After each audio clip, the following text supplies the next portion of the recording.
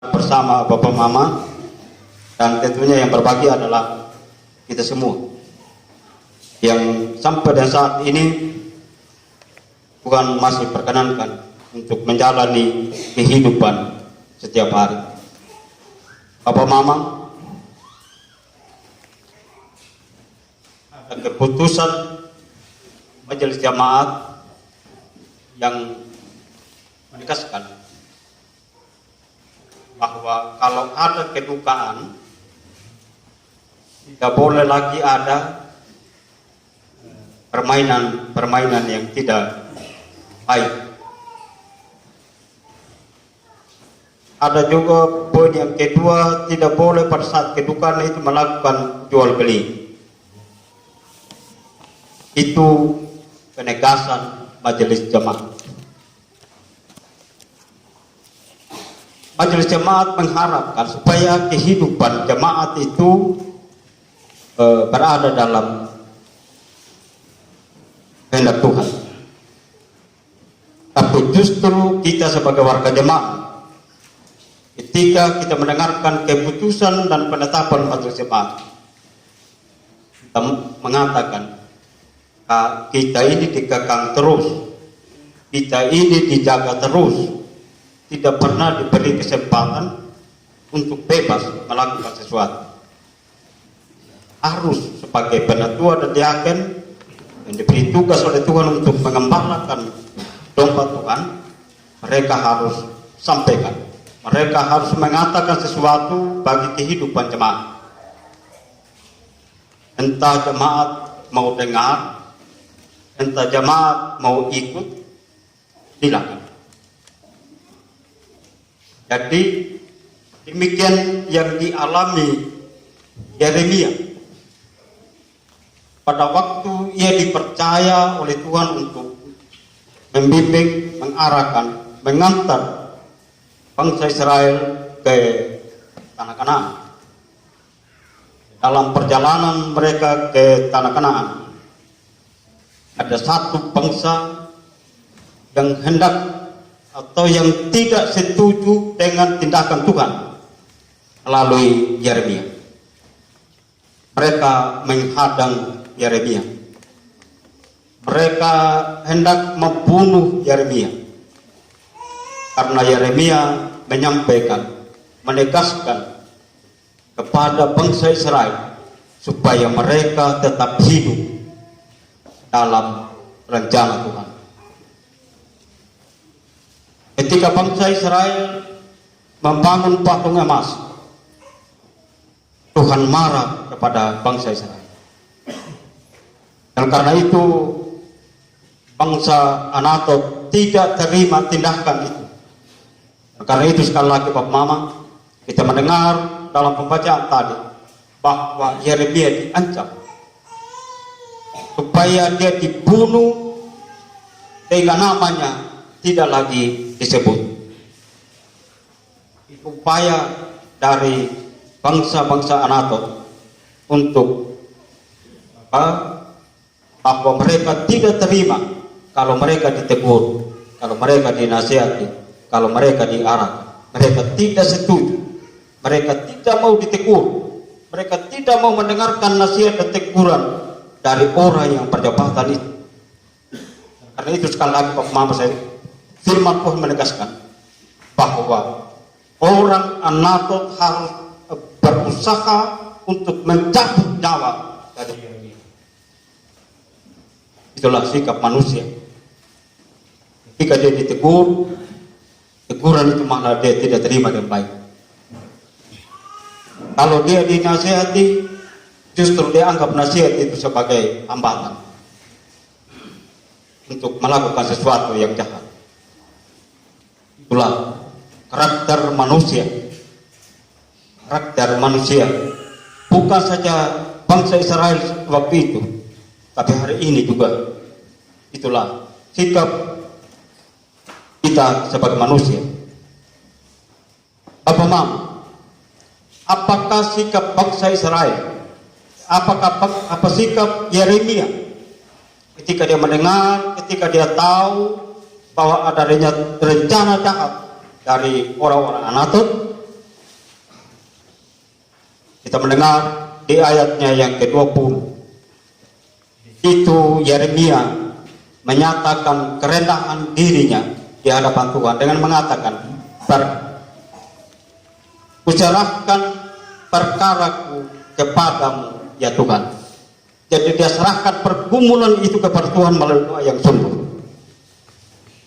Jadi seluruh keberadaannya, situasi yang dia hadapi yang mengancam nyawanya, justru dia serahkan itu kepada Tuhan. Mestinya sebenarnya Yeremia dengan mendengar ancaman bahwa dia dibunuh, Yeremia harus membangun sebuah kekuatan besar untuk melawan orang-orang yang mengancam kehidupannya. Tapi sekali lagi Bapak Mama, ancaman itu dia tidak hadapi dengan kekuatan juga, tapi justru dia serahkan itu kepada Tuhan. Doa yang sungguh dan penyerahan diri yang sungguh oleh Yeremia, bahwa Yeremia mengakui kekuasaan Tuhan. Mendengar di ayatnya yang ke-22, sebab itu beginilah firman Tuhan semesta alam, sesungguhnya aku akan menghukum mereka, pemuda-pemuda mereka akan mati oleh pedang, anak-anak mereka laki-laki dan perempuan akan mati karena kelaparan. Itu jawaban doa Tuhan terhadap pergumulan persoalan yang dihadapi Yeremia. Sekali lagi, dengan penyerahan diri, dengan tidak memakai kekuatan dan kepintarannya sendiri, dia bawakan pergumulan itu, persoalan hidupnya itu kepada Tuhan dengan mengatakan, "Kuserahkan perkara." Jadi sekali lagi persoalannya bahwa dia diancam, dia justru punya waktu untuk berdoa sama Tuhan dan menyerahkan apa yang menjadi pergumulan dan persoalan hidup. Bapak Ma, sekali lagi dengan doa yang sungguh, ada jawaban yang diberikan Tuhan kepada Yeremia sebagai kekuatannya bahwa ada Tuhan yang bisa menolong dia. Bapak Ma, hari ini adalah hari perjamuan ekumene oleh gereja-gereja yang berada dalam persekutuan gereja-gereja di Indonesia. Tanggal 25 Mei adalah tanggal berdirinya persekutuan gereja-gereja di Indonesia. Jadi tanggal 25 Mei 1950, gereja-gereja yang ada di Indonesia, mereka bersatu dalam satu wadah untuk menghimpun kekuatan, mendoakan supaya satu saat semua lutut akan berlutut dan semua lidah akan mengaku kepada Tuhan Yesus Kristus. Karena itu sebagai peringatan bahwa ada persekutuan, bahwa berdiri payung gereja-gereja di Indonesia, yaitu tanggal 25, maka diserukan kepada gereja-gereja yang adalah anggota PGI untuk melakukan perjamuan kudus. Sehingga kenapa bukan tanggal 25 kita lakukan PMK Ekumene? Ada tata gereja yang mengatur kita bahwa tanggal hari Minggu yang berdekatan dengan tanggal 25 itulah harus dilakukan PMK Ekumene. Semua akan ada setelah tanggal 25 minggu berikutnya, ada gereja-gereja yang akan melaksanakan perjamuan. Liturgi tidak dapat dikeluarkan oleh sinode karena nanti tanggal 20 Juli persidangan sinode itu akan berlangsung di Jemaat GKS W Mangura, Klasis W Mangura. Sehingga sekali lagi Bapak Mama, kita tidak pakai liturgi yang berasal dari sinode yang berada dalam anggota persekutuan gereja-gereja di Indonesia. Nama pertama dari PGI itu ialah DGI, Dewan Gereja-Gereja di Indonesia. Tapi dalam sidang DGI di Yogyakarta merubah nama DGI itu menjadi PGI, Persekutuan Gereja-Gereja di Indonesia. Ini menjadi pelajaran untuk kita supaya kita ikuti perkembangan gereja yang ada di Indonesia. Karena itu sekali lagi Bapak Mama, sebagai manusia yang hidup di era yang penuh tantangan saat ini, kita berada dalam cobaan yang sangat berat saat ini Bapak Mama. COVID-19 masih merajalela di mana-mana.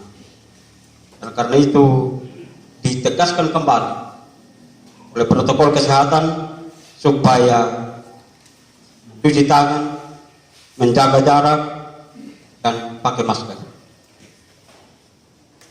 Selain itu juga belalang sudah menghancur luluhkan kehidupan manusia saat ini. Saya nonton di YouTube Bapak Mama, orang ibu yang berteriak-teriak sama Tuhan. Karena seluruh kebunnya selesai dihabiskan oleh belalang dalam waktu 1 detik. Nah, ini persoalan hidup Bapak Mama. Ini beban kehidupan kita saat ini. Dan karena itu kita tidak bisa pakai pikiran, kita tidak bisa pakai kekuatan, hanya kita datang kepada Tuhan melalui doa yang benar. Sebab kalau tidak, kita tidak mampu untuk hidup di dalam dunia yang penuh dengan tantangan saat ini. Sekali lagi, bangunlah persekutuan di rumah tanggamu masing-masing, sehingga ada kekuatan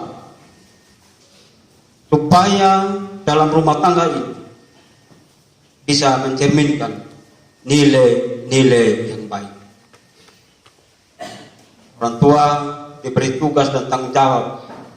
Formulir baptisan menegaskan seperti itu. Orang tua diberi tugas dan tanggung jawab untuk mendidik, mengarahkan anak-anaknya sehingga demikian pada suatu saat ia tetap mempertahankan iman berdasarkan pada saat ia menerima baptisan kudus.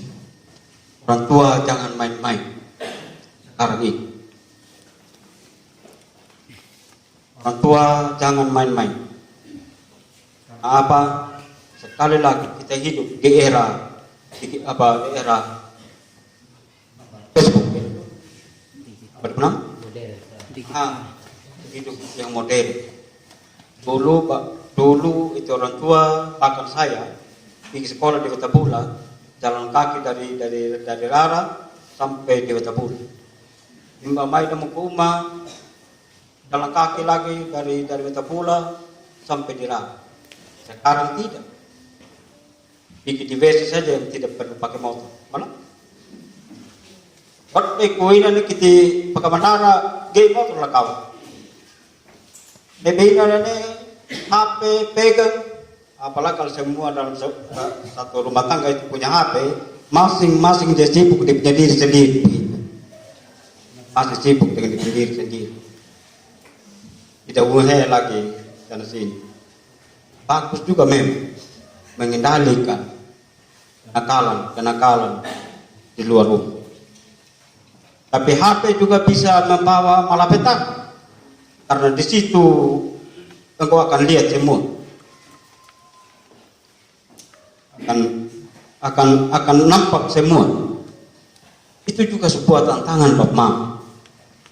Kita mau larang anak-anak untuk jangan pegang HP, sementara guru mengharuskan anak-anak harus pegang HP.